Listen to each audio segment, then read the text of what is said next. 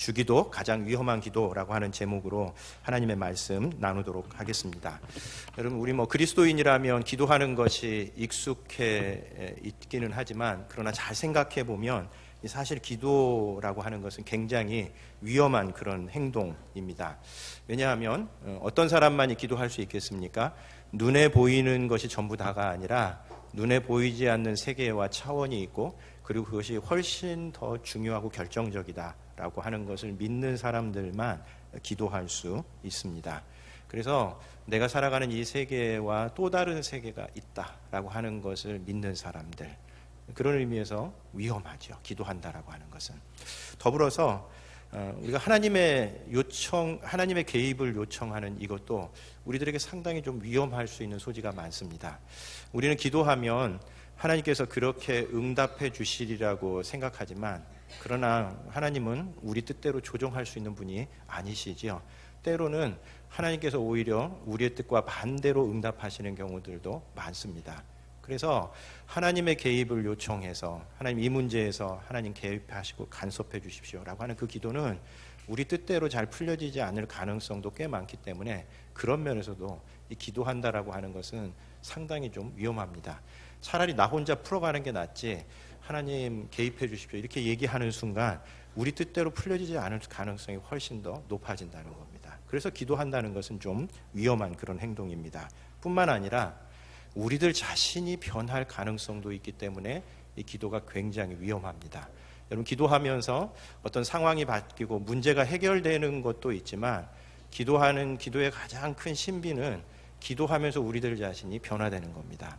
여러분, 예수님께서는 너희들에게 겨자씨 한 알만한 믿음만 있어도 산을 옮길 수 있다고 그렇게 얘기하는데, 이 세상에서 가장 힘든 게 뭘까요? 내가 변하는 겁니다. 내가 변하는 거. 이 세상에 산이 옮겨도 나는 안 변합니다. 나는 그대로 있으면서 고집 피울 수 있는데, 기도한다는 것은 그렇게 기도하는 가운데에 내 자신이 변할 수도 있다라고 하는 여지를 남겨두기 때문에, 그런 의미에서 기도한다는 것은 굉장히 좀 위험한 그런 행동입니다.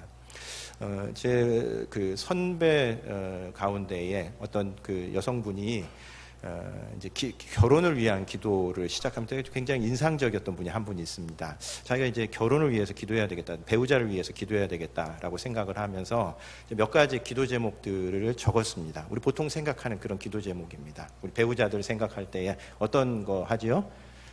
키도 크고 잘생겨야 되고, 여성들의 경우는.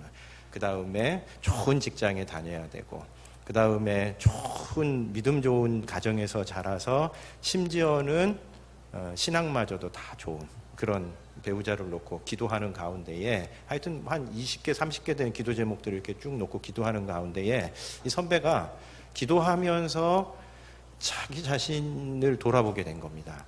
그러면서 나에게 가장 맞는 배우자가 누구인가 하는 것을 한 1년 동안 기도하면서 자기 기도 제목을 찾아가더라고요. 제가 그것을 보면서 기도라고 하는 게 저거겠구나. 그냥 내가 가지고 있는 의제를 하나님 앞에 딱 들이대놓고, 하나님 제게 필요한 거 이런 겁니다. 승인해 주십시오. 도장 찍어 주십시오. 이러는 게 사실은 진짜 기도가 아니라, 진짜 기도는 하나님 앞에 내 기도 제목을 이야기하면서 하나님의 뜻이 무엇인지를 분별하고, 그리고 그대로 우리 기도 제목이 바뀌어가는 것.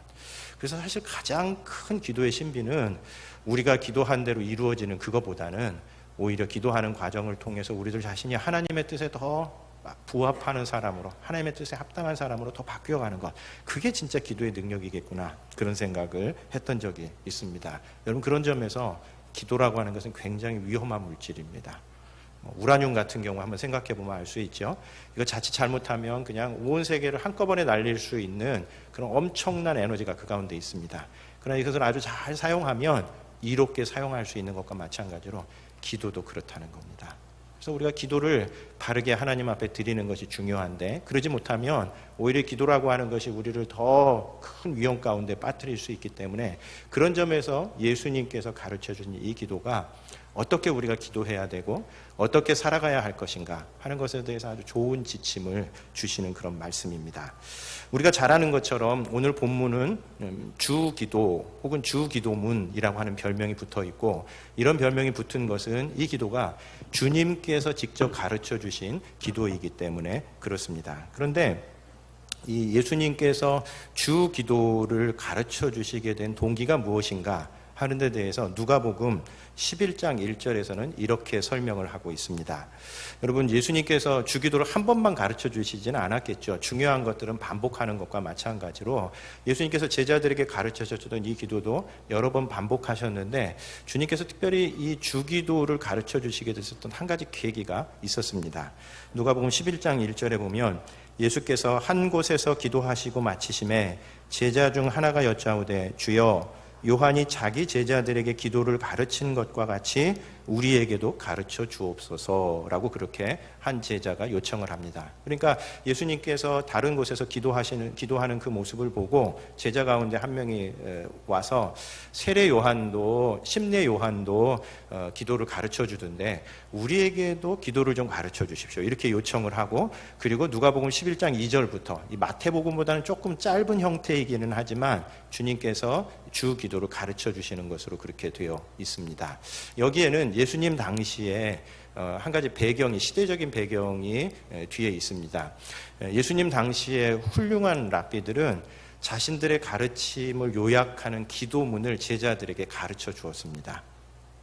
그러니까 훌륭한 랍비, 스승이라면 그 랍비가 가르치는 일종의 삶의 방식이나 가르침의 교훈이 있을 텐데 그 교훈을 책으로 기록한다든지 요즘처럼 그렇게 기록할 수 있는 것이 많지도 않았기 때문에 늘 기도하면서 그것을 되새기고 마음속에 담을 수 있도록 기도문의 형태로 그것을 요약해서 전해준 겁니다. 그러니까 침례 요한이 전했었던 그 가르침을 잘 요약해서 책으로 읽는다든지 그런 게 아니라 기도문의 형태로 해서 늘 그렇게 기도하며 살아갈 수 있도록, 어떻게 보면 굉장히 효과적인 교육인 것 같아요. 책으로 읽고 머릿속으로 암송하고 그러는 것이 아니라 그냥 기도문으로 같이 기도드리는 가운데 우리가 그렇게 살아가고, 그리고 그 교훈대로 따라갈 수 있도록 했는데 예수님께서도 바로 그런 예수님의 가르침을 잘 요약하는 요약문으로 이 주기도문을 가르쳐 주셨다라고 하는 그런 이야기입니다. 그래서 약간 좀 단적으로 이야기하면 우리가 예수님의 다른 가르침들을 잘 모른다 하더라도 이 주기도문을 우리가 잘 이해하고 이 주기도문대로 살아가면 사실은 예수님의 가르침을 그대로 실천하는 것이다 라고 이야기해도 과언이 아니라는 겁니다. 왜냐하면 나중에도 우리가 좀 보겠지만 이 주기도야말로 예수님께서 3년 동안 제자들에게 가르치셨던 그 가르침이 그 안에 고스란히 너무나 잘 요약되어 있기 때문에 그렇습니다. 여러분, 사실 우리 기도와 우리의 인생은 일치합니다. 우리 기도와 인생이 일치하지 않는다면 뭔가 문제가 있습니다. 우리가 기도로는 다른 사람을 사랑하게 해주시고 이웃에게 섬기게 해주시고 하나님 앞에 가난하게 살도록 해주십시오 이러면서 자기의 삶은 그거와는 딴판으로 살아간다. 그 문제가 있는 겁니다. 그런 점에서 우리의 기도는 우리의 삶과 일치할 수밖에 없습니다. 실제로 그 사람이 드리는 기도를 들어보면 그 사람의 인생이 어떤 인생이겠구나, 저 사람이 추구하는 가치관은 무엇이고 어떤 삶을 살아가겠구나라고 하는 것을 대충 알 수가 있습니다. 그 기도가 그 사람의 인생이 반영되어 있는 겁니다. 그런 점에서 우리가 기도를 드리는데 그 기도가 다시 우리 인생을 만들어가는 이런 어떤 순환 구조가 만들어지는데, 그런 점에서 이 주기도도 그냥 단순히 우리가 예배 마칠 때쯤 이제 주기도문으로 마치겠습니다 이러면서 그냥 마칠 수 있는 것이 아니라 예수님께서 바라보시는 하나님의 백성이 삶이 무엇인지에 대해서 그 가운데 아주 잘 녹아 있는 겁니다. 그러면서 우리가 그리스도인의 삶이란 주님 가르쳐 주신 기도대로 기도하면서 그대로 살아가는 것, 그게 예수님께서 바라셨던 하나님의 백성의 제자의 삶이었었던 겁니다. 그런 점에서 우리가 주기도의 내용을 잘 좀 이해하는 것이 중요한 의미가 있을 것 같습니다. 그래서 오늘 설교의 제목을 주기도, 가장 위험한 기도다라고 이렇게 제목을 붙였는데, 사실 이 제목으로 책을 먼저 쓰신 분이 한 분이 있습니다. 근데 이제 오늘 설교의 내용은 그분이 쓰신 책을 따라가는 그런 내용은 아니고요. 제가 그 제목을 보면서 정말 그렇다. 기도라고 하는 것이 참 그 안에 위험한 요소가 담겨져 있는 그런 거라고 한다면 주기도야말로 정말 위험한, 그러면서도 정말 그 안에 아주 소중한 진리가 담겨져 있는 그런 기도겠구나라고 하는 것을 제가 좀 공감이 되는 바가 있어서 오늘 말씀 가운데에서 예수님께서 주기도를 통해서 우리에게 알려주신 하나님의 백성의 삶에 대해서 몇 가지 좀 살펴보려고 합니다. 우선 예수님께서는 이 주기도를 통해서 우리가 하나님의 영광을 우선순위에 두고 살아가야 한다라고 가르쳐 주셨습니다. 어떤 점에서 그걸 우리가 확인할 수 있냐면 이 주기도는 굉장히 단순하면서도 그렇게 길지 않은 기도문인데도 불구하고 이 주기도는 아주 아름다운 구조로 이루어져 있습니다. 어떻게 되어 있냐면 우리가 너무나 잘 아니까 이렇게 한눈에 딱 그려볼 수 있습니다. 주기도의 맨 처음 시작은 하늘에 계신 우리의 아버지, 이게 하나님의 이름을 부르는 겁니다. 우리의 기도의 대상이신 하나님이 어떤 분이신지 먼저 호명하고, 이 주기도의 맨 마지막은 나라와 권세와 영광이 영원히 아버지께 영원히 있사옵나이다 라고 하는 것으로 마무리됩니다. 그러니까 기도를 총 마무리하면서 하나님 앞에 영광을 돌려드리는 것, 주님의 이름을 높여드리는 겁니다. 제가 주기도문을 못 외워서 그런 게 아니고요, 주기도문이 은근히 복잡합니다. 이 마태복음에 나와 있는 본문과 그다음에 우리가 예배 때 암송하는 주기도문이 다릅니다. 그리고 최근에는 새로 번역된 주기도도 있거든요. 그래서 사실 저는 그 전에 이 새로 번역된 주기도로 바꿔서 암송을 했는데 저희 형제교회가 옛날 거로 하고 있는 바람에 제 안에서 이게 막 섞여가지고 아마 하다 보면 오늘도 그런 일들이 나타날 텐데, 그러면 목사가 돼가지고 주기도문도 못 외운다 이렇게 생각하시지 마시고 나이가 많이 들어가지고 잘 안 되나 보다 이렇게 생각을 하시면 좋을 것 같습니다. 아무튼 이 주기도는 맨 처음에 하늘에 계신 우리 아버지, 기도의 대상이신 하나님의 이름을 부르고 중간에 여러 가지 기도의 제목을 다 기도하고 난 다음에 나라와 권세와 영광이 영원히 아버지의 것입니다 라고 해서 영광을 돌려드리는 것으로 마무리됩니다. 그리고 이 둘 사이에서 기도를 드리는데 세 가지는 하나님의 영광을 위한 기도이고요, 세 가지는 우리의 필요를 위한 기도입니다. 그래서 이 주기도를 마치 우리 기도할 때 두 손을 모으는 것과 마찬가지로 이 주기도가 그런 구조로 되어 있습니다. 먼저 하나님의 이름을 부르고 하나님께 영광을 돌려드리면서 하나님의 영광을 위한 기도 세 가지, 그 기도 세 가지가 뭐냐면 아버지의 이름이 거룩히 여김을 받으시오며 아버지의 나라가 오게 하시며 아버지의 뜻이 하늘에서와 같이 땅에서도 이루어지게 하소서라고, 이 세 가지가 하나님의 영광을 위한 기도이고요, 그 다음에 세 가지는 우리의 필요를 위한 기도입니다. 오늘날 우리에게 일용할 양식을 주시고 우리가 우리에게 죄 지은 자를 사하여 준 것 같이 우리 죄를 사하여 주시고, 그리고 우리를 시험에 들게 하지 마시고 다만 악에서 구하옵소서. 세 가지 기도 제목. 그래서 우리가 하나님 나라와 관련, 하나님의 영광과 관련된 세 가지 기도 제목과 우리의 필요와 관련된 세 가지 기도 제목을 다 함께 모으면서 손을 모으는, 이게 주기도문의 양식입니다. 그래서 사실 주기도문은 그 자체로 아주 짧지만 굉장히 아름다운 구조로, 그리고 그 기도대로 우리가 사실 기도하면서 살아가면 될 만큼 우리의 모든 필요들이 다 망라되어 있는 그런 기도입니다. 자, 그런데 여기서 우리가 좀 주목해야 될 것이 뭐냐면 우리의 필요, 예수님께서는 우리가 양식을 위해서 기도할 필요가 없다고 얘기하시지 않습니다. 혹은 우리 죄를 용서해 주십시오, 그런 거 필요 없다고 얘기하지 않습니다. 우리의 양식을 위해서 기도해야 되고 우리의 죄 용서를 위해서 기도해야 되고 또 우리가 시험에 들지 않도록 기도해야 되지만 그것보다 먼저 우선하는 것이 뭐라고 가르쳐 주십니까? 하나님 나라, 하나님의 영광을 위한 것이 우선이다 라고 가르쳐 주시는 겁니다. 그런 점에서 주기도는 우리들에게 우리가 하나님의 백성으로서 우리의 필요가 중요하기는 하지만 그러나 그것보다 하나님의 영광을 구하면서 살아가는 그 삶이 더 우선한다라고 하는 것을 가르쳐 줍니다. 여러분, 사실 우리가 말로는 하나님의 영광을 우선순위로 두고 살아간다고 그렇게 얘기하지만 실제로는 그렇지 않은 경우가 많습니다. 실제로 우리 기도를 보면 그거 알 수 있습니다. 여러분, 기도 처음 시작할 때에 하나님의 영광을 위한 기도를 먼저 시작하십니까? 우리 대체로 그렇지 않습니다. 우리는 늘 우리의 필요를 위한 기도에서 시작해서 거기서 딱 끝나버리거나 아니면 거기서 조금 더 펼쳐지다 그냥 맙니다. 그런데 예수님께서는 그렇게 얘기하시지 않고 그 기도의 가장 첫머리는 하나님의 영광을 위한 기도여야 한다. 우리 삶의 우선순위가 거기에 있어야 한다라고 하는 것을 분명하게 가르쳐 주시는 겁니다. 우리 이렇게 같이 기도회를 인도할 때에 늘 갖게 되는 일종의 갈등이 뭐냐면 하나님 나라를 위한 기도 제목을 먼저 시작하면 그 기도의 분위기가 가라앉습니다. 왜 그러냐면 우리가 익숙하지 않은 거예요. 늘 우리는 뭐에서부터 우리의 초점이 어디에 있냐면 늘 우리의 필요에 있는 겁니다.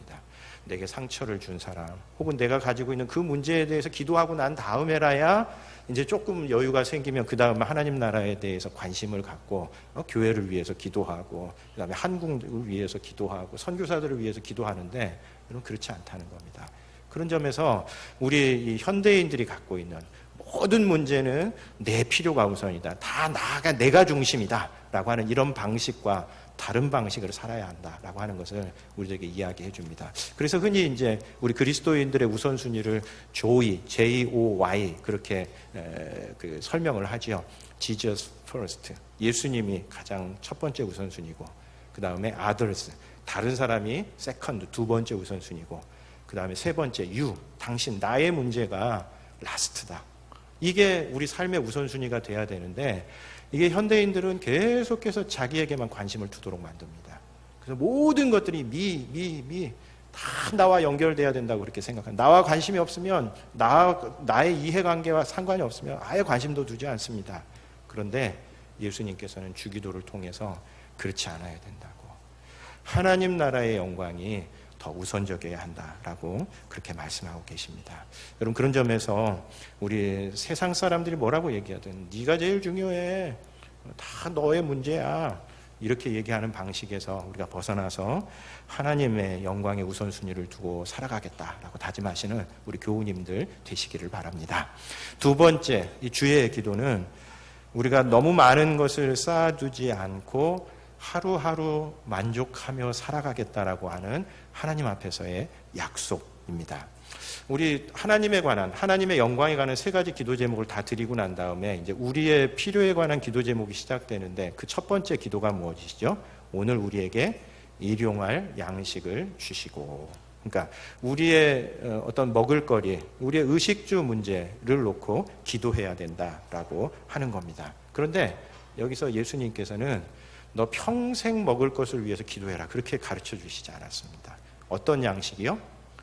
일용할 양식을 위해서. 여러분, 일용할 양식이 어떤 양식일까요? 좀 더 쉽게 풀었으면 내일의 양식입니다. 내일의 양식.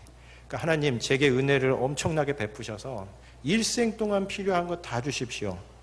혹은 2년치는 적어도 저한테 주셔야 제가 주님 위해서 살겠습니다. 이런 자세가 아닌 겁니다. 주님, 내일 먹을 것이 없어서 걱정이 되지만 하나님께서 채워주실 줄 믿습니다. 이것이 주 기도문을 드리는 그 공동체의 바른 기도 제목이 되는 겁니다. 여러분, 사실 이것은 우리에게 있어서 굉장히 중요합니다. 어떤 성경을 볼 때에 그 성경을 모든 사람들이 다 똑같은 정도로 이해하지 못합니다.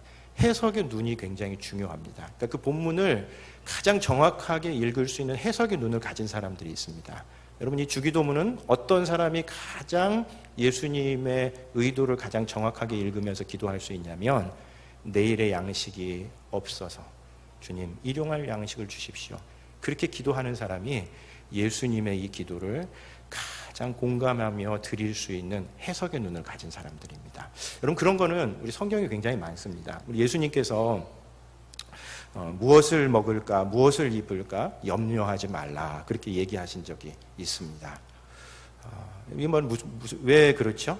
당장 예수님 그 당시에 그 사람들이 경제적으로 굉장히 궁핍한 사람들이 많았었던 겁니다. 그래서 내일 먹을 거리를 걱정하면서 하나님 앞에 기도해야만 되는 그런 좀 절박한 상황이었고, 내일 무엇을 입을까 염려하면서 살아가는 그런 사람들이었을 겁니다. 이렇게 이제 얘기를 하면, 저도 늘 뭘 먹을지 뭘 입을지 고민합니다, 이렇게 얘기합니다. 그렇죠? 우리 교역자들의 가장 큰 고민은 점심때 이 나해석거리에 널려있는 이 음식점 가운데 어디를 갈까, 이게 늘 고민입니다. 그래서 심지어는 우리들 사이에 차라리 요일을 정해가지고 그 요일의 점심은 그 사람이 정하는 데 가자, 이렇게 합니다. 왜냐하면 나가가지고 오늘은 뭐 먹죠 이러면서 5분을 그 땡볕에서 고민하고 있는 겁니다. 근데 그거 잘 안 됩니다. 여러분 그렇죠? 우리 옷장 열어보면 옷이 너무나 많이 있어가지고 오늘은 무슨 코디로 입고 갈까? 그러면서 나도 무엇을 입을까, 무엇을 먹을까 고민하지 않습니다, 이렇게 생각하실지 모르지만, 여러분, 예수님께서 무엇을 입을까, 무엇을 먹을까 염려하지 말라 얘기하셨을 때 그 염려는 우리들처럼 그 지천에 깔려있어서 선택하는 문제가 아닙니다. 정말 먹을 것이 없어서 하나님 앞에 기도하는 그 사람들인 겁니다. 그래서 이 말씀은 어떤 사람들의 해석의 눈으로만 가장 정확하게 읽을 수 있냐면 정말 먹을 것이 없는 사람들만, 입을 것 때문에 고민하는 사람들만 그 예수님의 말씀을 가장 정확하게 읽을 수 있습니다. 참 좀 우리들의 불행이죠. 우리는 모든 것들이 다 넉넉해야 그게 영적으로 하나님 앞에 바르게 선 거라고 생각하지만 우리 예수님은 그렇게 보시지 않은 겁니다.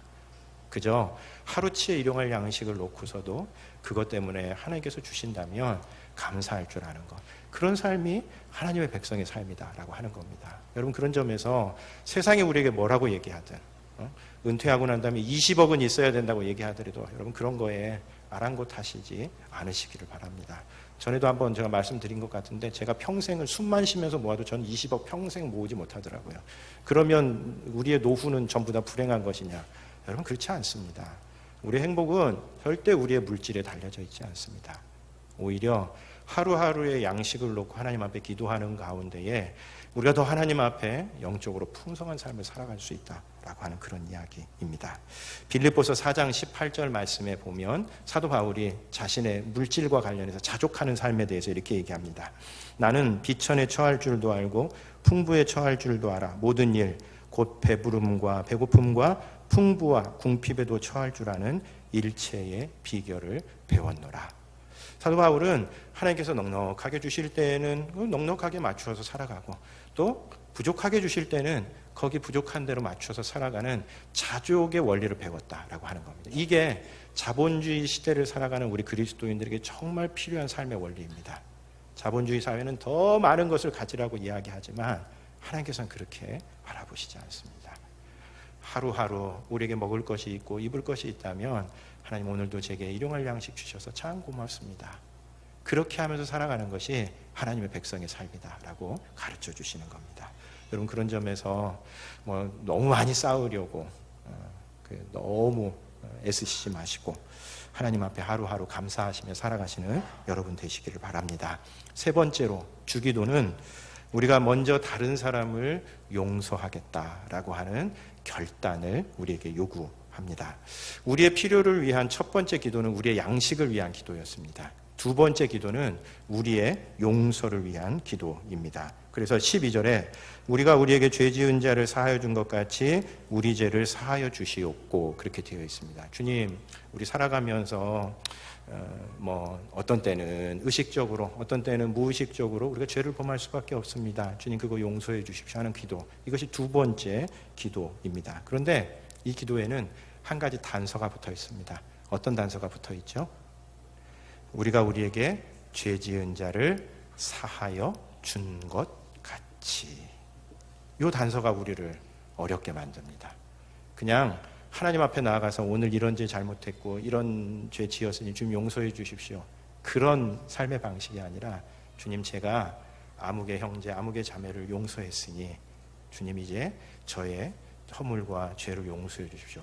이게 주기도문이 우리에게 가르쳐주는 삶의 방식이라는 겁니다.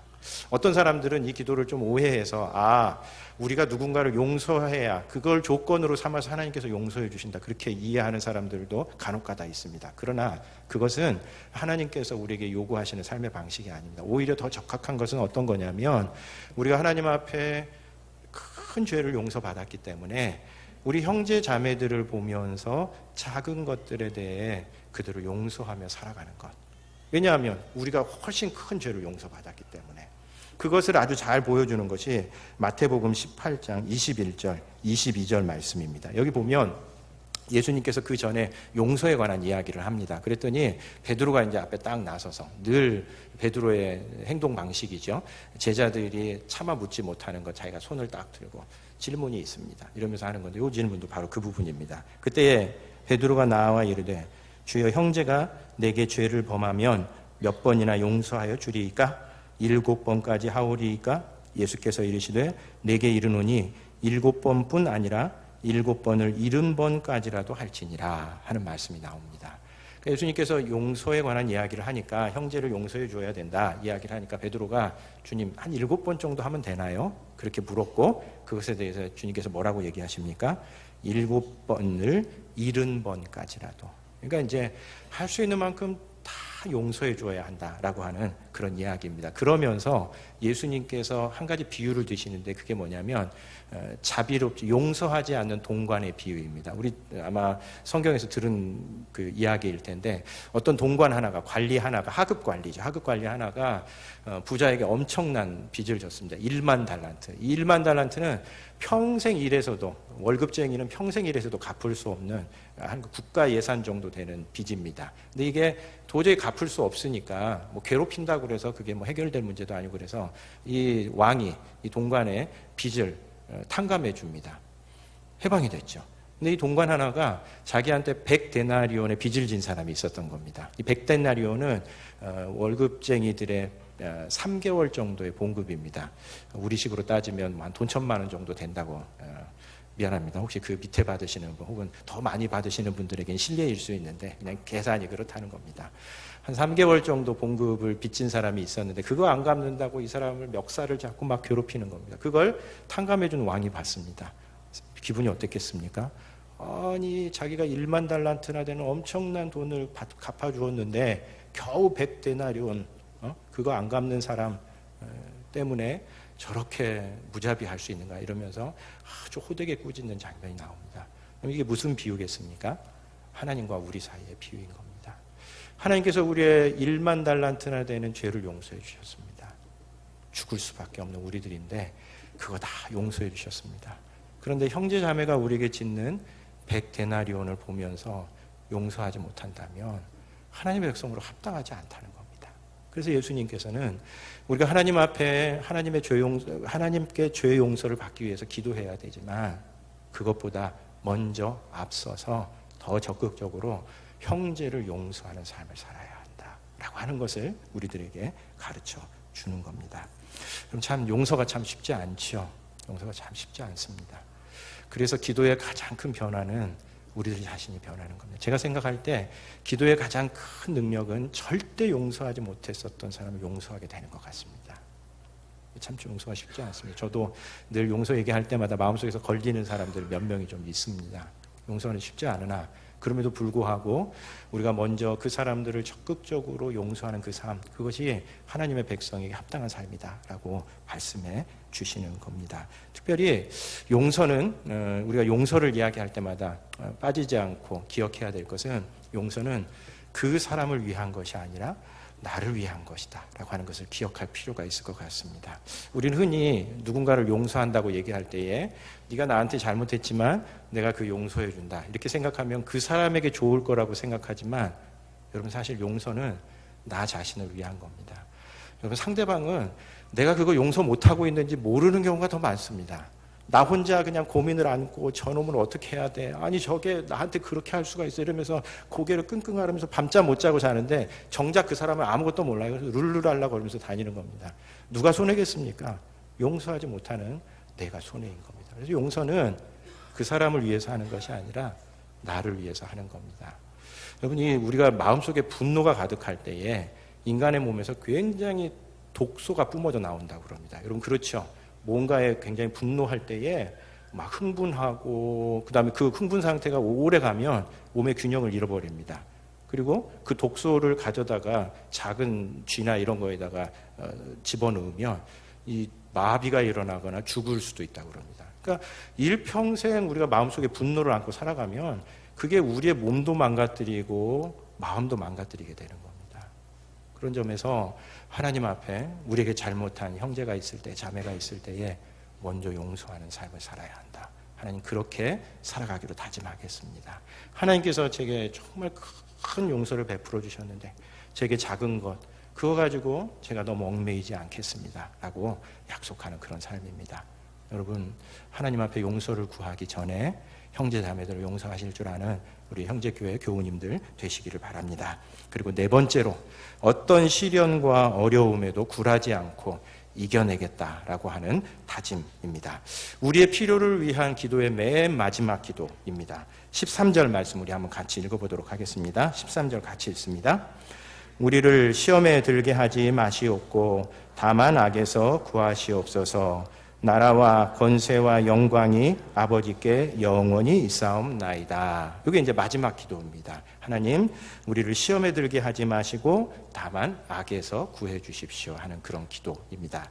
여기 시험이라고 하는 것은 종말론적인 시험이다 그렇게 이야기를 합니다. 이 말은 무슨 뜻이냐면 하나님 나라가 나중에 역사 속에 임하게 되기 전에 예수님의 제자로서 살아가면서 우리에게 부딪히게 되는 여러 가지 핍박과 환난과 유혹, 이것을 다 가리키는 말이 바로 이 시험입니다. 그래서 우리 살아가다 보면 특별히 인생 자체에도 여러 가지 고난도 있지만 하나님의 백성으로 살아가려고 하면 훨씬 더 많은 어려움을 겪는 경우들이 있죠. 하나님의 백성으로 살아가기 때문에 박해를 받아야 하는 사람도 있고 오늘날도 그런 사람들 꽤 많습니다. 신앙생활 한다는 이유로 가족들에게 어려움을 당한 사람들도 있고 신앙 다른 사람들에게는 유혹이 되지 않는 것이 신앙인에게는 유혹이 되는 경우도 있습니다. 믿지 않는 사람이라면 그런 거 아무렇게나 해도 되지만 신앙인이기 때문에 그거 할 수 없는 더 큰 유혹들도 있는 겁니다. 그래서 우리가 이 땅을 살아가면서 하나님 그런 시련과 시험과 유혹 앞에 저희가 넘어지지 않도록 그것에서 벗어나도록 해주십시오 하는 그런 기도인 겁니다. 근데 이 기도를 우리가 그냥 얼핏 받아들이면 마치 무엇처럼 들리냐면 시련과 시험, 환난을 겪지 않도록 해주십시오 하는 그런 기도처럼 들릴 수 있습니다. 우리를 시험에 들게 하지 마시옵고 이렇게 그러니까 시험이 있을 때에 그거 그냥 비껴갈 수 있도록 해주십시오. 그러면 얼마나 좋겠습니까? 은혜 가운데 시험 비껴가면 참 좋겠습니다. 그러나 이 기도의 진짜 뜻은 우리를 시험에서 면제해 주십시오 하는 그런 기도가 아니라 시험 가운데에서 우리가 유혹을 당하고 그 다음에 핍박을 당하고 어려움을 당하는 그 상황 속에서도 하나님 우리를 지키시고 보호해 주십시오 하는 그런 기도입니다. 요한복음 17장 15절에 보면 예수님께서 마지막 날 밤에 이 대제사장으로서 이 땅에 남아있는 제자들을 위해서 드린 기도가 하나 있습니다. 요한복음 17장 15절 내가 비옵는 것은 그들을 세상에서 데려가시기를 위함이 아니요 다만 악에 빠지지 않게 보존하시기를 위함이니이다. 이것은 이제 예수님께서 지금도 대제사장으로서 하나님 보좌 우편에서 이 땅에 있는 교회와 백성들을 위해서 중보기도 하시는데 예수님께서 중보기도 하시는 기도 제목이기도 합니다. 어떤 기도 제목이냐면 하나님 빨리 이들을 세상에서 벗어나서 세상의 여러 가지 유혹과 시험과 환난을 겪지 않도록 해주십시오. 이거 예수님의 기도가 아니라는 겁니다. 오히려 세상 한복판에 있으면서 세상이 살아가면서 부딪히게 되는 여러 가지 시련과 유혹, 어려움 가운데에서 넘어지지 않도록 그것을 능히 이겨내도록 하나님께서 지키시고 보호해 주십시오 하는 그런 기도인 겁니다. 그런 의미에서 이 마지막 청원, 우리를 시험에 들게 하지 마옵시고 하는 이 청원은 하나님 어려움들을 다 비껴가게 해주십시오 하는 기도가 아닙니다. 오히려 하나님 어려움 앞에서 우리가 주눅들지 않게 해주시고 그 어려움에서 우리가 넘어지지 않도록 지켜주십시오 하는 그런 기도인 겁니다. 이 요한계시록 7장 14절에 보면 요한계시록 7장은 흔히 이제 14만 4천 명, 보통 이제 우리 종말론 얘기할 때에 나중에 하나님 앞에 최종으로 구원받는 사람에 관한 상징적인 숫자입니다. 그래서 이제 이걸 놓고 어떤 이단에서는 14만 4천 명만 구원을 받고 얼마 남지 않았다. 그러니까 이제 빨리 티켓을 사라 이렇게 이제 얘기하는 이단들도 있는데 그거 좀 잘못 이해한 겁니다. 근데 뭐 그거 설명하려면 이제 시간이 너무 많이 걸리기 때문에 그 14만 4천 명이 어떤 사람들이냐 하는 데 대해서 예수님께서 이렇게 설명을 하십니다. 요한계시록 7장 14절에 보면 내가 말하기를 내 주여 당신이 아시나이다 하니 그가 나에게 이르되 이는 큰 환난에서 나오는 자들인데 어린 양의 피에 그 옷을 씻어 희게 하였느니라 라고 하는 구절이 나옵니다. 이 구절은 앞에 14만 4천 명이 나오는 그 모습을 보면서 마지막에 구원받는 그 장면을 보면서 저 사람들이 어떤 사람들일까 궁금증이 생긴 겁니다. 마침내 구원받게 된 그 14만 4천 명이 어떤 사람들입니까? 라고 주님께 물었더니 주님께서 뭐라고 대답하냐면 그 사람들은 큰 환난에서 나오는 자들이다. 그렇게 이야기를 하고 있습니다. 근데 이 큰 환난에서 나온다라고 하는 이 말은 무슨 뜻이냐면 바로 환난을 정통으로 통과해서 나온다는 뜻입니다. 비껴서 환난이 임할 때에 그 환난을 이렇게 애둘러 가지고 비껴서 구원에 이르는 사람들이 아니라 그 환난을 고스란히 다 당하고 그 에크라고 하는 전치사가 바로 그걸 가리킵니다. 환난을 완전히 정중앙으로 뚫고 나오는 사람들, 그 사람들이 14만 4천 명이고 그 사람들이 하나님 앞에 마지막 구원을 받는 사람들이라는 겁니다. 무슨 뜻이겠습니까? 하나님께서 은혜 가운데 우리를 시련을 벗어나도록 해두면 감사할 일입니다. 그러나 하나님께서 때로 우리 살아가는 가운데 시련이 부닥치고 유혹 앞에 설지라도 그 유혹을 에둘러서 가지 않고 면제되지 않고 그것에 무릎 꿇지 않는 삶, 그것이 예수님께서 우리를 바라시는 삶이다라고 하는 겁니다. 여러분, 일주일 동안 살아가는 가운데 우리는 숱한 시련과 어려움에 처할 겁니다. 여러분, 어줍지 않게 그 벗어나도록 해주십시오. 그렇게 자신 없게 살아가시지 마시고 14만 4천 명처럼 큰 환난에서 나오는 자들, 시련과 어려움이 닥친다 하더라도 그것 때문에 무릎 꿇지 않고 하나님 앞에서 당당히 이겨내겠다라고 하는 그런 자세로 살아가시는 우리 교우님들 되시기를 바랍니다. 주기도문은 우리들에게 4가지 삶의 방식에 대해서 가르쳐 줍니다. 첫 번째로는 우리의 필요를 우선순위에 두지 않고 하나님의 영광을 위해서 우선순위에 두고 살아가겠습니다. 두 번째로는 내게 필요한 것 이상을 하나님께 바라지 않겠습니다. 오늘 하루 살아갈 것이 내게 있다면 하나님 앞에 감사하는 삶을 살겠습니다. 세 번째로는 다른 사람을 적극적으로 용서하겠습니다. 주님이 나를 용서해 주셨는데 내가 누군들 용서해 주지 못하겠습니까? 그리고 마지막으로 내게 닥치는 시련과 유혹에 굴복하지 않고 이겨내겠습니다 라고 하는 그런 결단과 다짐입니다. 일주일 동안도 우리 주기도문 따라서 살아가시는 교우님들 되시기를 바랍니다. 기도하겠습니다. 주님,